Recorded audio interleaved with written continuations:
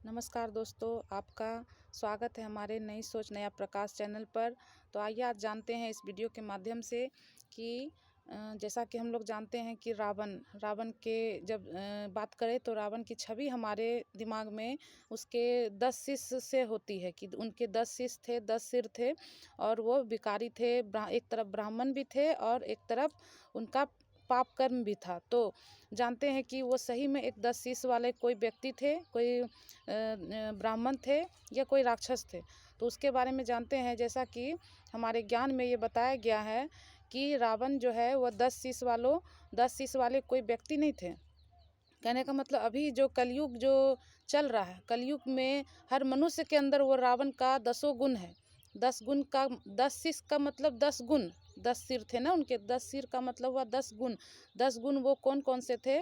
तो उनके अंदर काम, क्रोध, लोभ, मोह, अहंकार, ये पुरुष के 5 गुण हो गए और स्त्री के हो गए ईर्ष्या, द्वेष, नफरत, घृणा।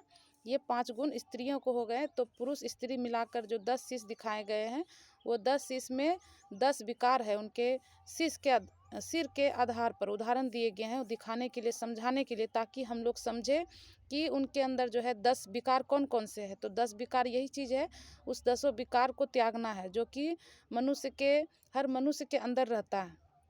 तो हर मनुष्य के अंदर वो विकार दिखने में आता है। किसी का संख्या मात्रा ज़्यादा होता है, किसी का कम होता है। तो वही है कि रावण का अंश, रावण का गुण किस किस में है? तो वो रावण के कुल में है, यानी आसुरी कुल में है।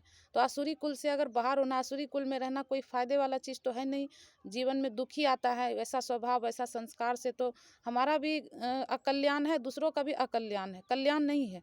तो अगर हम ईश्वर का कायदे अनुसार चलते हैं, ईश्वर को फॉलो करते हैं, तो ईश्वर का गुण है सुख, शांति, पवित्रता, मीठा वचन, मीठा बोल, सबका भला करना, ये सब गुण है दैवी गुण। तो अगर ऐसा दैवी गुण हम लोग सब में भरे तो एक दूसरे का भी कल्याण हो। तो ईश्वर के साथ चले, ईश्वर के फॉलो करें। अगर हमारे में दैवी गुण नहीं है, आसुरी गुण का संख्या ज़्यादा है, तो भगवान शिव परमात्मा को याद कर अपने अवगुणों को समर्पित कर दे बाबा भोलेनाथ के आगे। और उनको कहे कि बाबा, हे शिव बाबा, अपने अवगुण मेरे अवगुण आप ले लीजिए, आप अपने गुण हमें भर दीजिए। तो हमारा जीवन में अगर ऐसा होता है तो हमारे जीवन में सुखद बनेगी हमारे जीवन। और आगे मिलते हैं अगले वीडियो के साथ। हर हर महादेव।